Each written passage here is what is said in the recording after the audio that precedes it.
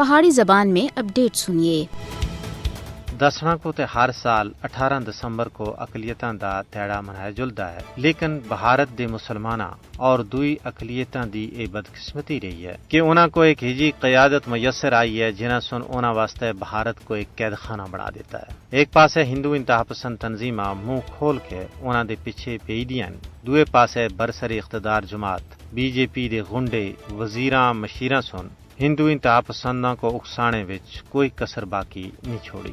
سریام ہزاراں دے اجتماعات وچ مودی دے چیلے چانٹے حکومتی خرچے اتے سٹیج سجا کے مسلماناں اور دوئی اقلیتاں دے قتل عام دا مطالبہ کردے نظر آ رہے ہیں۔ یہی وجہ ہے کہ مودی دے دور جبر وچ مسلم مخالف زہریلی بیان بازی حد تھی زیادہ پروان چڑھی ہے۔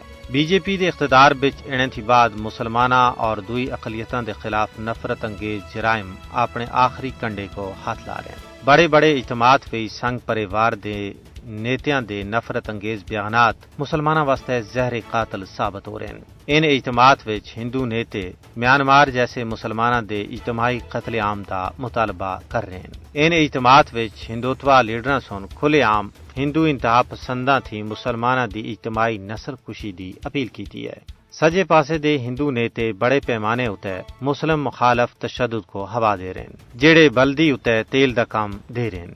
اس کی ثابت ہوندا ہے کہ مسلماناں اور دوئی اقلیتاں دی خون ریزی وچ بھارتی حکومت دا برابر دا ہاتھ ہے۔ وہ نہیں چاہتے کہ بھارت دے اندر کوئی مسلمان یا دوئی اقلیت محفوظ رہ سکے۔ پہلا این آر سی اور سی اے اے جیسے کالے قوانین پاس کر کے مسلمانوں کو دیس نکالا دا پروانہ تھمایا گیا اور اجتماعی قتل عام دا پورا پلان ہے۔ اس سنگین صورتحال وچ عالمی برادری اور انصاف پسند لوکاں دی ذمہ داری بنتی ہے کہ وہ بھارت دے محکوم و مظلوم مسلماناں اور دوئی اقلیتاں کو بچانے وچ اپنا عملی کردار ادا کرے۔